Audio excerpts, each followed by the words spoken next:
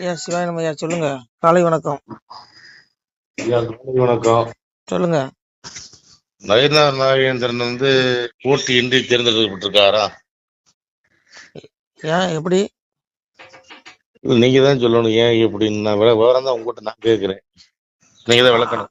அதாவது அவர் மட்டும்தான் வேட்புமனு தாக்கல் பண்ணாரா, வேற யாருமே தலைவர் பதவிக்கு வேட்புமனு தாக்கல் பண்ணலையா? இது பிற தலைவர்கள் முன்மொழிந்தாங்களா? ஏன் அந்த உருட்டு? இது குழந்தை கூட நம்பாதியா? என்ன இது பித்தலாட்டம் கூந்தலு? நான் என்ன கேக்குறேன், இதுல உண்மையிலே இந்த நயினார் நாகேந்திரன் இந்த பிஜேபி தமிழ்நாட்டுல வளரணும் அப்படின்னு சொல்லி கொஞ்சமாவது அந்த இவருக்கு பிஜேபி மேல அக்கறை இருந்துச்சுன்னு வச்சுக்கோங்க. அக்கறை இருந்திருந்துன்னா இவர் தலைவர் பதவிக்கு வேட்புமனு தாக்கல் பண்ணிருக்கவே மாட்டாரு. இவர் மட்டும் தான் பண்ணிருக்காரு. ஏன் அண்ணாமலை இருந்துட்டு போட்டு விட்டுட்டு போக வேண்டியதானே? எல்லாம் உருட்டுங்க. மொத்தத்துல அண்ணாமலையோட வளர்ச்சிங்க எவனுக்குமே பிடிக்கல. இவங்க ஒண்ணு புரிஞ்சுக்கோங்க, தமிழக பிஜேபியை பொறுத்தவரை இல்லைங்க பாருங்க. நான் இன்னைக்கு இனத்துல நாங்க இன்னைக்கு வலைதளம் வர்றதுக்கு முன்னாடி காலத்திலேயே நாங்க ரயில்ல போய் காசு இல்லாம பிச்சை எடுத்து போய் ஒவ்வொரு பொதுக்கூட்டங்கள்ல போய் பேசின காலங்கள்லாம் உண்டு. சரிங்களா? அந்த மாதிரி தமிழ்நாட்டு முழுவதும் 150 மேல நான் இது வரைக்கும் பேசியிருக்கேன். அதனால விட்டுருங்க அதெல்லாம். இது அன்னைக்கெல்லாம் அப்படியெல்லாம் கட்சியை வளர்த்தோம். நான் மட்டும் இல்லைங்க, இந்து இயக்கங்கள்ல உயிரை நானாவது இப்ப டம்மின்னு வச்சுக்கோங்க. இந்து இயக்கங்கள்ல பிஜேபிக்காக போராடி உயிர் நீத்தவன் 1000 பேர் இருக்கான். அதனால புரிஞ்சுக்கோங்க, அந்த தியாகிகள்லாம் விட்டுட்டானுங்க. இவனுங்கெல்லாம் புதுசா எங்கேயோ வந்துகிட்டு இவங்களை போட்டு மாரடிச்சு ஒண்ணு புரிஞ்சுக்கங்க ஐயா. இப்ப இருக்க உண்மையான பாஜக கிடையாது ஐயா, திராவிட பாஜக. உண்மையான பாஜக இருந்ததுன்னா நீ அண்ணாமலை தூக்கி இருக்க மாட்டேன். ஒரு தொண்டம் கூட இவரை தலைவரை ஏத்துக்கலாங்க. நான் என்ன சொல்றேன், உண்மையாலுமே நயினார் நாகேந்திரன் அவர்களுக்கு இந்த தமிழக பிஜேபி வளரணுங்கிற கொஞ்சமாவது எண்ணம் மனசுல இருந்துச்சுன்னா நீ தயவு செய்து நீங்க தலைவர் பதவி ஏத்துக்க கூடாது. இவர் ஏத்துக்க கூடாதுங்கிறேன். நீ எதுக்கு தலைவர் பதவி ஏத்துக்கிற? அப்ப உனக்கு பேராசை இருக்குது. எப்படியா பதவி வெறிங்க, இது பதவி வெறி மோகம். ஆனா போங்கயா, இங்க எவனுமே இங்க தியாகி கிடையாது. இல்ல அங்க தொண்டை மட்டும் தான் இங்க தியாகி. தலைவன் எல்லாமே என்ன ஒவ்வொருத்தரும் என்ன தரமா கனவு கண்டுட்டு இருக்கான். இன்னைக்கு பாஜக துணைத் தலைவர் ஆயிட்டோமா, எப்படா நம்ம தலைவர் நாற்காலி பிடிப்போம். இங்க எவனுக்குமே கட்சி வளரணுங்கிற எண்ணம் எவனுக்குமே இல்லையா, அண்ணாமலை தவிர. ஆனா போங்கய்யா, இது ஒரு கைசு. நான் பாஜக தொண்டர்களுக்கு ஒரே ஒரு வேண்டுகோள் வச்சுக்கிறேன். நீங்க எல்லாருமே உங்களுடைய கருத்தை என்னுடைய இந்த வாட்ஸ்அப் எண்ணுக்கு உங்களுடைய நீங்க வீடியோவாவோ ஆடியோவாவோ நீங்க அனுப்புங்க. இந்த தலைமைக்கு கண்டிப்பா அனுப்பி ஆகணும். என்னுடைய நம்பர் 63 80 84 மறுபடியும் 84 49. மீண்டும் சொல்றேன், 63 80 84 84 49. இந்த வாட்ஸ்அப் எண்ணுக்கு ஒரு மிஸ்ட் கால் கொடுங்க. உங்களுடைய கருத்துக்களை குரல் பதிவாகவோ வீடியோ பதிவாகவோ இந்த வாட்ஸ்அப் எண்ணுக்கு அனுப்புங்க. நிச்சயம் மொத்தமா இது தலைமைக்கு போய் சேரும், கொண்டு சேர்ப்போம். அண்ணாமலையை தூக்குனதுல இருந்து இன்றைக்கு நிறைய பாஜக தொண்டர்கள் ரொம்ப கடும் மன உளைச்சல் இருக்காங்க. நிறைய பேர் சாப்பிடல, நேத்துல இருந்து சாப்பிடல. நிறைய பேர் அவ்வளவு போன் கால் வந்துட்டு இருக்கு, அவ்வளவு பேர் பேசிட்டு இருக்காங்க. நான் என்ன கேட்கிறேன், இந்த நயினாருக்கு உண்மையிலே நீ பிஜேபியை வளர்க்கணும்னு ஆசை இருந்தா மீண்டும் அண்ணாமலையை தலைவராக்குங்கன்னு சொல்லி இவர் பரிந்துரை பண்ணணும். நீ எதுக்கு தலைவர் பதவி ஏத்துக்கிற? எதுக்குங்கிற? எல்லாம் பேராசங்க. ஆனா போங்க, எங்க எவனும் தியாகி இல்லையா, எல்லாம் சுயநலவாதிதான், எல்லாம் பதவி வெறி பிடிச்சவனுங்க தான். தொண்டனை தவிர இந்த தொண்டை மட்டும்தான் இந்த கட்சி நல்லா இருக்கணும், எப்படியாவது தாமரை தமிழ்நாட்டுல மலரணும், அண்ணாமலை தலைமையில அண்ணாமலை அவர்கள் முதல்வர் ஆகணும்னு ஆசைப்படுறான். அந்த ஆசையில எல்லாம் மண்ணள்ளி போட்டீங்களா? அடா போங்கயா.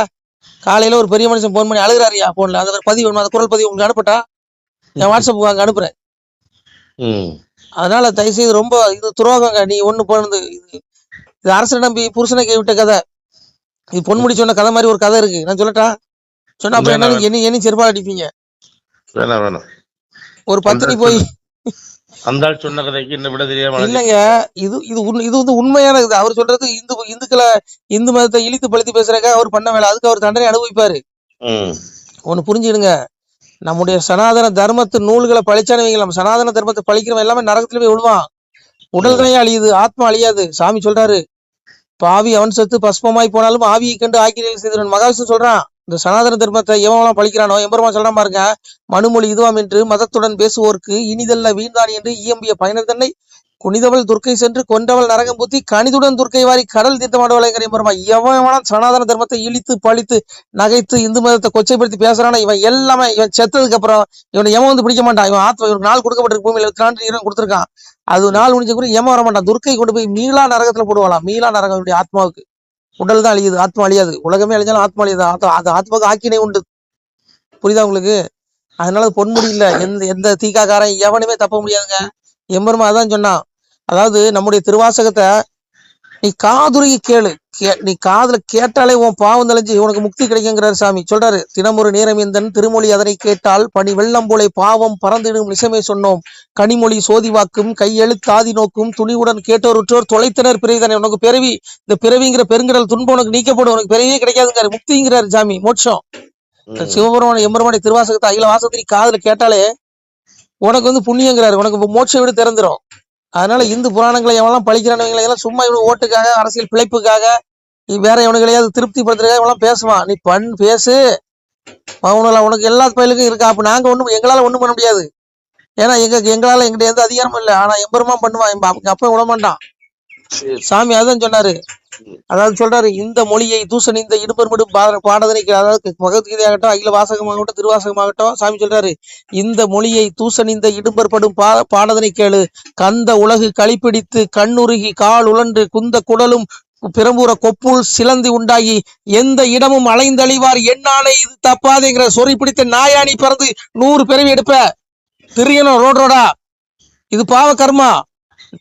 சிவபெருமா அவன் மேல ஆணையிட்டு சொல்றான், திருவாசகத்தை நீ வந்து எப்பெருமாவன வந்து நீ வந்து அகில வாசகத்தை நீ நக்கல் பண்ண, கீதையை நக்கல் பண்ணு வச்சுக்கோ, நீ இந்து புராணத்தை இழுத்துப்படுத்தி பேசுறாலும் உனக்கு அவ்வளவு பெரிய தண்டனை இருக்கு.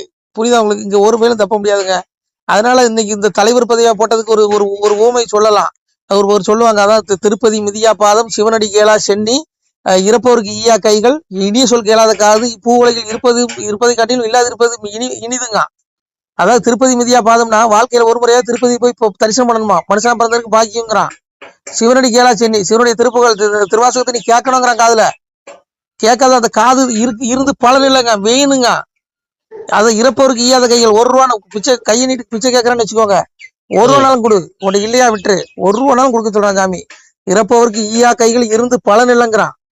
அதே போல இனிய சொல் கேளாத காது, அது இருந்து பலன் இல்லை, பலனே கிடையாதுங்க. இந்த இனிய சொற்களை கேட்கணுங்கிறான். புரியுதா உங்களுக்கு? அதனாலயா இப்ப இந்த ஓமை போல இந்த பிஜேபிக்கு நயினார் நாகேந்திரன் தேவையில்லாத ஒண்ணு தலைவர் பதவி. இவர் தயவு செய்து இவரே போய் ராஜினாமா பண்ணணுங்கிற. ஆனா கண்டிப்பா பண்ணுவாரு. ஏன்னு கேட்டீங்கன்னா, எந்த தொண்டனை இவர் ஏத்துக்கல. இவர் யார் ஏத்துக்கா தெரியுமா? இவரை வச்சு காரியம் சாதிச்சுக்கலாம், இவரை வச்சு நம்ம அப்ப பாஜக ஒரு பொறுப்பு வாங்கிக்கலாம்னு இவர்கிட்ட வாங்கி திங்கிற அல்ற சில்லறையதான் ஜாலரா அடிப்பானே ஒழிய, ஒருவன் கூட மனசார எந்த உண்மையான பாஜக தொண்டனை அண்ணாமலை தவிர இவரை எவனையும் ஏத்துக்க மாட்டாங்க. சிவன் மேல ஆணையா சொல்றேன். வேணா ஜாலரா கோஷ்டி ஏத்துக்கும், ஜிங்சாங். ஏன்னா அவங்க ஜாலரா அடிச்சு பழகணும் தானே, அவன் பதவி தானே இருக்கான். நாளைக்கு பதவி பிடிக்கிட்டா திமுக போய் சேர்ந்துருவான். இதே நயினார் நாகேந்திரனுக்கு நீங்க ஒரு 10-15 வருஷம் நீ அடிப்படை பொருள் இப்போ உங்களை போல என்ன போல சாதாரண தொண்டனா தொடர்ந்து பிஜேபி சொல்லுங்க, நாளைக்கே திமுகவுக்கு போறாரா இல்லையான்னு பாக்கலாமா? தொண்டை மட்டும் தான் உயிர் போற வரைக்கும் இந்த கட்சியில இருப்பான். இவனுக்கு அவனுமே தொண்டனுடைய குரலுக்கு செவி சாய்க்க மாட்டேங்கிறானுங்களா? அப்ப என்னையா எனக்கே வைத்தறிச்சல் இதா இருக்கியா? எதுக்கு இவங்களுக்காக வேலை செஞ்சு நினைச்சல கஷ்டமா இருக்கியா? எவ்வளவு செருப்படி வாங்கிருப்போம் தெரியுமாயா?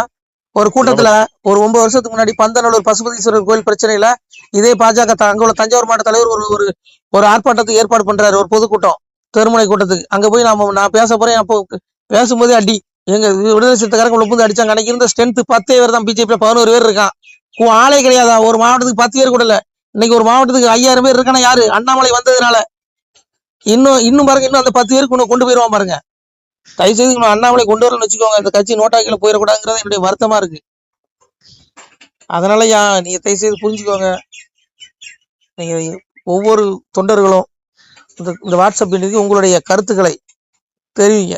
உங்களுடைய மனசார உங்களுடைய உள்ள கருத்துக்களை என்னவோ தெரிவிங்க. தலைமைக்கு, மத்திய தலைமைக்கு கொண்டு போய் நிச்சயமாக மீண்டும் அண்ணாமலை அவர்கள் பாஜக தலைவர் தொடர நாம் எல்லோரும் முயற்சி செய்ய வேண்டும் என்பதே என்னுடைய கருத்து. அதுக்கு மேல உங்க விருப்பம். நம சிவாய. சொல்லுங்கய்யா. ஐயா, முடிவா என்னதான் சொல்றீங்க? முடிவு அதுதான். இந்த கட்சி வளரணுங்கிற எண்ணம், அக்கறை, கொஞ்சமாவது பாஜக மேல அக்கறை இருந்துச்சுன்னா நயினார் நாகேந்திரன் இந்த பதவியே முதல்ல வேட்புமனு போட்டிருக்க மாட்டாரு. இந்த பதவியில இருந்து அவர் விலகி மீண்டும் அண்ணாமலைய வந்து தலைவராக்குன்னு அவர் சொல்லணுங்கிறேன். அப்படி சொன்னா உண்மையாலுமே இந்த கட்சி மேல அவருக்கு அக்கறை இருக்குதுன்னு அர்த்தம். அப்படி இல்லையா, பதவி வெறி. இதுதான் புரிஞ்சுக்கோங்க. இது நயினாருக்கு மட்டும் கிடையாது, இன்னொன்னு அவருக்கு ஜால்ரா அடிக்கிற கூட்டங்களுக்கும் இது பொருந்தும். சரிங்களா?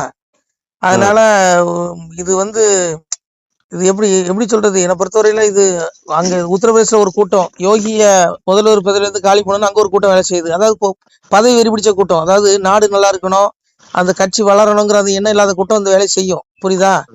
இதே போலதான் அண்ணாமலைக்கு நடந்திருக்குது. உண்மையாலுமே அண்ணாமலை வந்து என்ன சொல்லியிருந்தாரு, திமுக ஆட்சியில இருந்து இறக்குற வரையிலும் நான் செருப்புல இது காலில் செருப்பை போட மாட்டேன்னாரு. காலில் செருப்பு போட மாட்டேன். இன்னைக்கு அது கடைபிடிக்கிறாரு. ஆனா அப்படி இருக்கிற ஒரு சூழல்ல நீங்க அவரை வந்து பதவியை காலி பண்ணி அவரை வந்து ஒரு தேசிய பொறுப்பு கொண்டு போறீங்கிறீங்க. தேசிய பொறுப்பு போனா அவர் ஓரம் கட்டுறது தானே நீங்க. அப்ப இது வந்து என்ன, உண்மையா அந்த கட்சி அவனும் விளக்குறதுக்கு அவன் பாடுபடுறானோ அவனை அந்த கட்சியில வச்சுக்க மாட்டானுங்கிறது உறுதியா தெரியுது. அது மட்டும் என்ன பொறுத்தல தெளிவுபடுது. அதனால புரிஞ்சுக்கிங்க, இங்க திறமையானவனுங்களை இங்க வச்சுக்க மாட்டான். அவங்க ஜால்ரா அடிக்கிறவங்க தான் வச்சுக்குவாங்களோன்னு ஒரு தோணுது. ஏன்னா இன்னைக்கு யோகி அவர்கள் இன்னைக்கு வந்து ஊப்பில யோகி இல்லைன்னு வச்சுக்கோங்க, மோடி பிரதமர் இந்த ஜென்மத்துக்கு ஆக முடியாது. ஏன்னா அங்கதான் அதிக சீட்டுகள் நமக்கு வருது. இந்த தடவை கூட ஒரு பாதி இடங்களுக்கு மேல வந்திருக்க காரணம் என்ன, 3வது முறை நீங்க நினைச்சு பாருங்க. அதுவும் 3வது முறை அவங்க 1 லட்சம் ரூபாய் வீட்டுக்கு தரேன்னு சொல்லியும் எதிர்கட்சிகள் அதே மீறி இத்தனை சீட்டுகள் வந்திருக்கு. அதுவும் போக யோகி அவர்கள் சொன்ன அந்த வேட்பாளர்களை வந்து இவர்கள் அறிவிக்கணும்னு கூட சொல்றாங்க. யோகி அவர்கள் கொடுத்த அந்த லிஸ்ட் படி அவங்களை போட்டிருந்தா இன்னும் அதிக இடங்கள் நம்ம ஜெயிச்சிருக்கலாம் அப்படின்னு சொல்றாங்க. அப்போ இப்ப இதுல இருந்து என்ன தெரியுது, அப்போ ஊபிக்கு ஒரு ஊபியோடைய யோகி அண்ணாமலைன்னா தமிழக யோகி மன்னிக்கணும், ஊபியில யோகி ஆதித்யநாத்னா தமிழக யோகி அண்ணாமலை, விளங்குதா? அதனால இது வந்து இது இப்போ அண்ணாமலைக்கு நட்டம் கிடையாது, இது நட்டம் பாஜகவுக்கு தான். அதனால நயினார் நல்லது பண்ணணும்னு ஒரு எண்ணம் இருந்துச்சுன்னா அந்த கட்சியில தலைவர் பதவியிலிருந்து விலகுறது நல்லது என்னை பொறுத்தவரையில. இதுதான் எல்லா தொண்டர்களுடைய எண்ணமா இருக்குது. நான் என்ன கேக்குறேன், சரி இப்போ மாரிதாஸ் உழைக்காததா நயினார் உழைச்சிட்டாரு இந்த கட்சிக்கு. அந்த மனுஷன் என்னைக்கு அன்னையில இருந்தே கதறிட்டு இருக்காரு. இன்னைக்கும் பிஜேபி தான் வேலை செய்யாரு. நீ பிஜேபி இல்லைன்னு சொல்லுவா, சரி நீ அவனை கூப்பிடு, வா தலைவர் பதவி ஏத்துக்கிட்டு கூப்பிடு, ஏன்னா அவரை விடவா ஒரு திறமையான ஆளு போவாங்கயா. இன்னைக்கு வந்து தமிழகத்துல பாதி இந்த கட்சி வளர்த்தது அண்ணாமலைன்னா பாதி மாரிதாசும் பாதி வளர்த்திருக்காரு. 2 பேத்துக்கும் சரிசம பங்கு இருக்கு, புரிஞ்சுக்கோங்க. அதெல்லாம் தியாகிகள். என்ன பொறுத்தவரை மாரிதாஸ் ஒரு தியாகின்னு தான் நான் சொல்லுவேன். இவங்க எல்லாம் சுயநலவாதிகள். இவங்க பதவிக்காக வர்றவன். இன்னைக்கு பதவி போடுங்கன்னா நாளைக்கே திமுக போய் சேர்ந்துருவான் அந்த கும்பல்லாம். நமசிவாய. திருச்சிட்டம்பலம்.